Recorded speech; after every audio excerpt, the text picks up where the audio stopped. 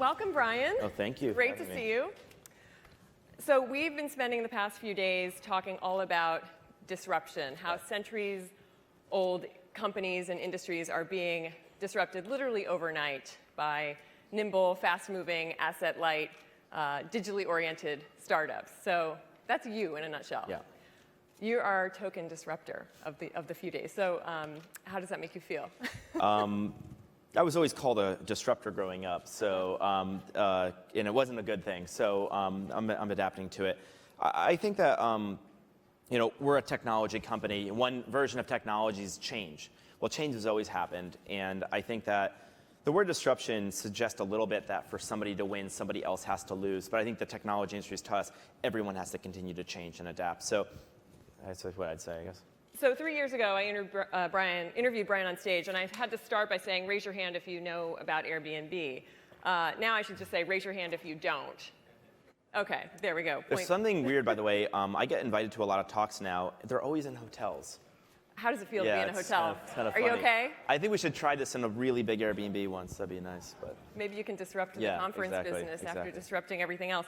Anyway, so now you are the world's largest provider of accommodations. You have 2,000 employees, a $25 billion valuation, which is more than Marriott and about the same as Hilton. You're in a particularly good mood today, and we'll talk about why in a minute. But just a quick thought on your early days. You and your co-founders were complete outsiders. You didn't know anything about tech. You didn't know how to build a website. You didn't know what angel investors were. Did that help you? I very well could have. There's an old quote somebody once said. They said, "Don't worry about people stealing your idea. If it's any good, everyone will dismiss it." And there's something about not knowing any better. I think my lack of experience helped me not know any better. And not knowing any better allowed me to, I think, achieve what seemed impossible. In other words, so many people said this was impossible, it didn't work. And I think those people were very smart, and they were very wise people. Who were some of those people? Well, I just have a flashback. We're here in the Fairmont Hotel. I won't do the whole founding story. We started Airbnb in October 2007. It was actually hosted here in the Fairmont. So the conference, and the Fairmont was sold out. And so we started it because we wanted to provide a bed and breakfast for the conference. We didn't have any beds. We called it the Air Bed and Breakfast. But I remember the final night of the party. We were upstairs. There's like a lobby upstairs. And there's like this grand piano. And I'm standing around, and there's a fairly well-known designer. And he hears about Air Bed and Breakfast. And I tell him, he's like, "What is this?" And I tell him what Air Bed and Breakfast is. And he looks at me and says, "Brian, I hope that's not the only idea you're working on." And that was my last really big memory of being here, and that was about 8 years ago, almost today. Wow. So I think, and that person was somebody I really admired and respected. And so many people said it would never work. People said people will never stay with strangers. And 60 million people later, obviously I would beg to differ. But I think the point was they weren't strangers. You get to virtually meet them. I think there was a lot of things happening around that time that was taken for granted. And the thing about experts is experts are often experts of history. They're experts of the past. It's really hard for any of us to be experts of the future. And so I think it's always important to remember that. So that said, it has not been friction-free. No. I think yesterday is a great example. So we've been here inside these walls for the past couple days, but there was a big vote on the ballot in San Francisco yesterday to seriously restrict Airbnb. And it had a ton of protests. It was a very, very high-profile news story around the city. And it was a global news story. It was a global news story, and you won. Yeah. So this is sort of the first big public example of this pushback. But you've gotten a lot of it from regulators in cities, particularly New York and San Francisco, arguably your most important markets, where it's illegal or seriously restricted. So what about that pushback did you expect, and what about it surprised you? All of this has surprised me. I mean, let me put it this way. We created this business, again, didn't really know a lot, knew we were going to be a global platform, knew we were going to be in thousands of cities. Today we're in 34,000. I remember, I'm from Albany, New York. So I remember thinking to myself, well, I'm not sure if France will love this idea. I'm not sure Korea will or China will, but I can guarantee you that my hometown, New York, will love this. And the city we're in, of course, people love this idea.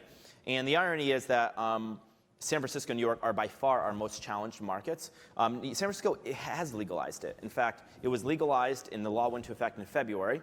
And so now some opponents decided they would not work with the legislative process. They go right to the voters. So that happened yesterday. Obviously, the voters spoke. So I think this has been a pretty important message. But I understand. I think that in San Francisco and in New York, and in San Francisco in particular, people are very, very perturbed about housing costs, and I'm totally sympathetic. I think at the end of the day, our mission and the mission of many of the opponents are very similar. In other words, Airbnb was started because I couldn't afford to pay rent, because the rent here is very expensive. And 1,500 people last year depended on Airbnb to pay their rent and mortgage and save their home in the city of San Francisco.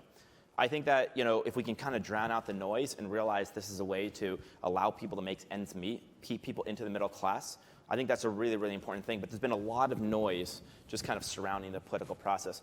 The major process we have is we try to go city by city explaining who we are. We're about people renting the homes they live in.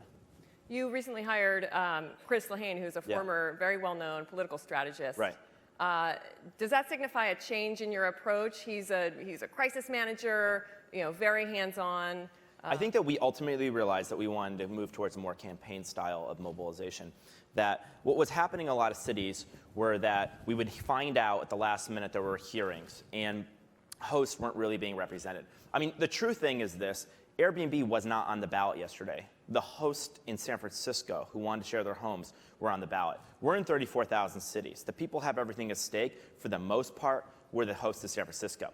Now, there was a precedent to think about in San Francisco, but by now, most cities and countries around the world have decided they're going to deal with it how they want to deal with it. And there's been, frankly, dozens of precedents already set. So the really big battle yesterday was really about the people of San Francisco.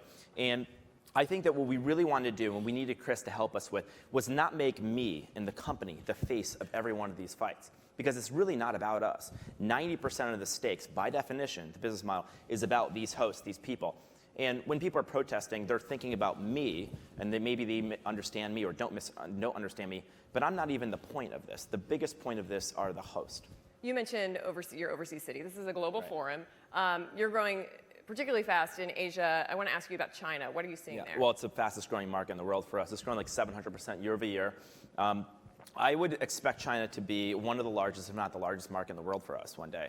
And New York, United States is an important business for us, but it's still only about 1/3 of our business. So more than half our business is in Europe, and I think that Asia will overtake North America, or at least rival North America long term. Our fastest growing countries in the world are China, Korea, Japan. These are three of our fastest growing countries in the world. Obviously, no surprise that you have huge populations.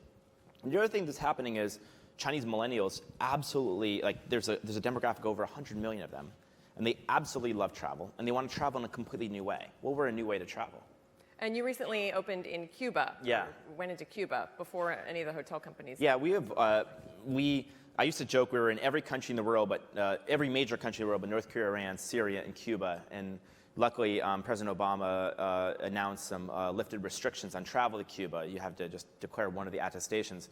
And so you realize, well, why don't we just, obviously, Cuba is as a country. I mean, the city of Havana, in the 1990s, after the Soviet Union fell, the city had become much more entrepreneurial. They couldn't rely on, obviously, a lot of the funding. So they allowed these things called casas particulares, which are really Airbnbs or home sharing. And we realized this movement is already happening in Cuba. And the biggest problem these casas particulares had is they couldn't figure out how to get the word out. They don't have websites. People don't know how to find them. You just go to Cuba and you kind of find out.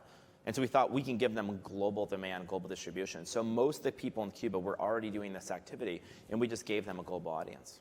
What is your relationship with the hotels like? So, Hilton had its earnings call last week. On it, the CEO said, we're not scared of Airbnb. It's coming up in their earnings calls.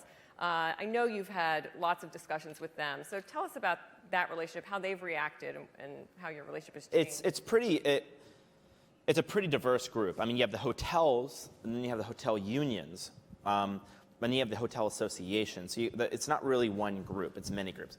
The hotels themselves, for the most part, have been very friendly. We've been in a lot of discussions with them. I've had the executives of many of the major groups, including Starwood and Marriott, like kind of visit our offices, and I've been to their offices, and it's more just friendly conversation. You know, when you're in the same industry, you tend to talk to each other. And our relationship with them is very, very friendly. I think the unions is quite different. They were one of the major backers. They were the primary financial backer of the proposition yesterday. So that is, I'd say, less than a healthy relationship. And the association, I think, has been mostly not in the forefront, and they've kind of been a little bit more outspoken. So I think you're starting to hear a little more noise from some of the people. But the global brands, they have record occupancy. This is the highest occupancy they've had since I started Airbnb. Would you ever partner with them in any way? We'd be open to partnering with them. Depends. I mean, we wouldn't want to rule something out. I think, we are not an anti-hotel brand. We're just another alternative way to travel. And I think we could be great partners potentially. I want to ask you, so we've got a lot of CEOs here whose own industries are being disrupted. I mean, this is what we've been talking about for the past 3 days. So what advice would you give a CEO of a company, a Fortune 500 company that is not in your industry, but is seeing this kind of change and sudden new competition from a digital, nimble startup? I mean, I would just say that I think that's kind of every CEO here is whatever you want to call it, a disruptor, whatever you want, is or was at some time a disruptor. And we all go through technology curves.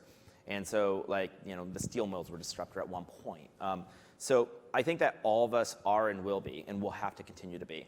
I think that to say that there's a technology industry feels long-term like maybe a misnomer, because it's hard to imagine what companies will not be technology companies in the future.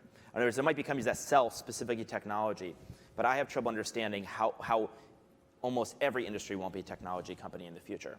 So I think very simply saying every company in the future, or most every company in the future, in a way will be a technology company. Every company here is run on technology. And so I think if every company is a technology company, then it's all about different generations of technology. And many people call us the third wave of the internet, but there will be a fourth and fifth wave. So the first wave was things online, Amazon, books online. The second wave was people online coming together, Facebook. The third line was online going into the real world, Airbnb, Uber, companies like that. But there'll be absolutely another wave. And every time there's a new platform like the mobile phones, there's going to be something else that continually changes. I have a culture internally, which is to say, always be the first to adopt a new platform, never be the last. The people that are the last to adopt a new platform, there's no room on the platform for you. And so we were pretty late to launch an iPad app. We didn't do it for a couple of years. The team had all these reasons why we had to be focused. And eventually we got the iPad app out, but then we also developed a watch app and a TV app for Apple TV, and we were one of the launch partners.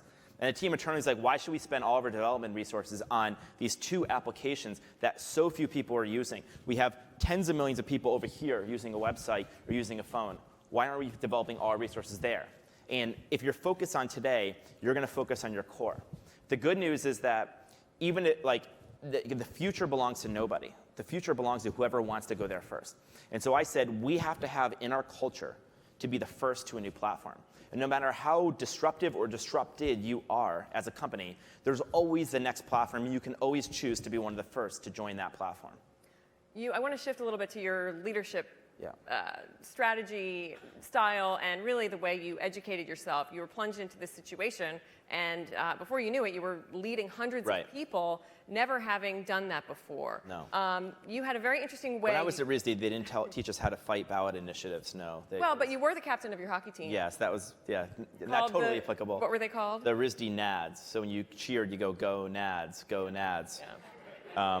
And you were also, that was my primary preparation. That was leadership. You were also the. How do you get art students to come to a hockey game? That's a huge marketing challenge. That's disruption. So I had to really learn marketing back then. And you were also the commencement speaker. You were voted to be the commencement speaker for your graduating class. Yeah. Although my dad reminded me, he said, Brian, it's a good thing you go to art school because usually the smart kid speaks at graduation. So I was very lucky that I went to art school. I got to speak. I think it's just a contest in who can be the most entertaining. So. But you were very driven about it because the night before, your mom told me this. I have met Mrs. Chesky, and I've got a lot of insight into Brian by talking to Mrs. Chesky. But you stayed up the whole night before and watched the staff set up 6,000 chairs to prepare yourself, right? Yeah, I was just kind of nervous, so I didn't know what to do. I was pacing. I'd never spoken to more than, I think, 30 people in my life, and then suddenly I had to speak to 6,000. But I generally have always believed, And the kind of my journey's been just putting yourself in uncomfortable positions and then adapting. And going to a lot of experts. You had this whole process where you went to I sources. went to, when I was at RISD, I went to, there was a public speaking coach, and I went to people who were really good speakers and asked them how they did what they did. And But then recently, here at Airbnb, when you first started, you started going to various leaders. And the thing I found is you have to be shameless. That there are very few people in the world that will say, I don't want to help you, I don't want to talk to you. And I think that's a great honor to be able to pass something along, because I think everyone here that was successful because somebody helped them. And I think that we all feel something internal that we want to be able to give back and help others. And so I was just maybe more shameless than others, because I think a lot of people just feel like, I just don't feel like I should bother that person. So who are the kinds of people you bothered? Well, the very first mentors I had were Michael Seibel. He was a co-founder of what became SocialCam and Twitch, and then Paul Graham, and then my investors. I know Mark Andreessen was on stage, and Reid Hoffman, and some people at Sequoia, Alfred Lin, and others. And then I started moving to some other people that weren't investors. I mean, Sheryl Sandberg was an important mentor in me helping set up our international expansion, our offices in Dublin. John Donahoe, the CEO of eBay. George Tenet became an important mentor. Jonathan Ive, who really helped me think very deeply about design. And I thought I knew about design, but not until I met him did I really think that through. So I've always, and the thing I've told people in our company now is, once you get to a certain level of success, you have the ability to meet and talk to anybody. So you should be shamelessly resourceful. You really should be. And there's an old saying, you're the average of the 5 people you surround yourself with. And so we're really adaptive people. If you put yourself in deeply uncomfortable positions, or you put yourself in positions where you can be around extraordinary people, you tend to adapt. You don't have to be extraordinary. You just kind of adapt to your environment. So I think adaptation to the environment has really just been my story. I was just put in a crazy experience that got crazy, and you had to just hold on and not fight it. And if you just hold on, you don't fight it, and you adapt, you'll be okay. There's no learning curve in war or startups. Yes, to paraphrase Robert McNamara, another one of your sources. He didn't say the startup part. Right, you added that. So I want to ask you about, when we last spoke earlier this spring, you told me that you saw an IPO as a 2-year project and that you won't start thinking about it for at least a year. Any update on that timing? Yes, I'd stick to that comment, yeah. Okay. So we don't have any near-term plans. The company has plenty of cash in the bank. We're doing really, really well, and none of our investors are looking to get a return. The number one sentiment in the company is they think that this is just like the first or second chapter of a book, and the company is just got so much runway. So I think everyone's looking to hang on and hold on. Mark Benioff said pretty forcefully up here yesterday that he thinks private companies are staying in the private markets way too long, raising too much money. He said that a lot of entrepreneurs are making big mistakes because they're missing the public experience and the exposure and the discipline, which is a really critical part of the process of building companies. I dispute that. You can run a company like a public company while being private. We hired Lawrence Tosi, the CFO of Blackstone. We're going to be in the process of setting up our own audit committee. There's no reason you can't run a private company like a public company. And we're holding ourselves exactly to all those same kind of metrics. We're focused on our EBITDA margins. We're thinking about a lot of things you're going to be thinking about when you're a public company. And I think that's really a discipline. In other words, what being a public company is effective at is giving you external discipline, right? But you can also have it internally. You can decide, we're going to run this company as if we're a public company. And that also means the moment we want to go public, if we ever did, we can just do it. And maybe it doesn't need to be a 2-year project in that case. So what is the next, let's talk about the future a little bit. Where is Airbnb in 10 years?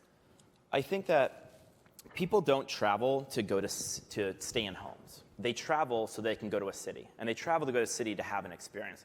The number one reason people travel on Airbnb isn't to save money. It's because they want to feel like a local. They want to feel like if they go to Paris, they live in Paris. In living in Paris, it really helps to live in a home, to live in Paris. But there's a lot of other things you do if you live in Paris. And so I think we're really looking at what are all the ways we can design an end-to-end experience for travelers. Like itineraries, experiences? All sorts of things. And there's been a lot of reports of different things we're experimenting with. Frankly, we're experimenting with a lot more things that have been reported. And, we're taking... Can you give us a hint? I think just experiences outside of your home. So where do you want to get food? What kind of things do you want to do in your free time? We've done economic impact studies, and it showed that for every dollar people spend in Airbnb, they spend a couple of dollars, $2 or $3, in the local neighborhood. And so what we're finding is a lot of people come to Airbnb, the experience is a neighborhood experience. The experience is a local community experience. It's not just an experience in the city. And so in New York City, for example, people spend $600 per booking in their neighborhood, in the coffee shops, in the restaurants, entertainment. And so we think there's a huge opportunity there to really embed in our communities. Well, we're just about out of time. I have to say, the thing about Brian is you talk really fast, so we're able to cover a lot. Yes. Not too fast, but when I did an hour interview with Brian, and it was 11,000 words when I transcribed it. That's a lot. So anyway, we've gotten a lot of insight from you today. Thank you so much. You said to me once that you had 1,000,001 shot of making this work when you started it, and all these things had to be in alignment. And anyway, I think the last thing I would say, because I know we're up, is to say I think I'm incredibly lucky, having been in this hotel, reminding myself of when I was 8 years ago, completely broke, and had an idea that people thought was crazy. I think it shows like what's possible. Well, thank you so much. Thank you. Appreciate it. Thank you. Okay.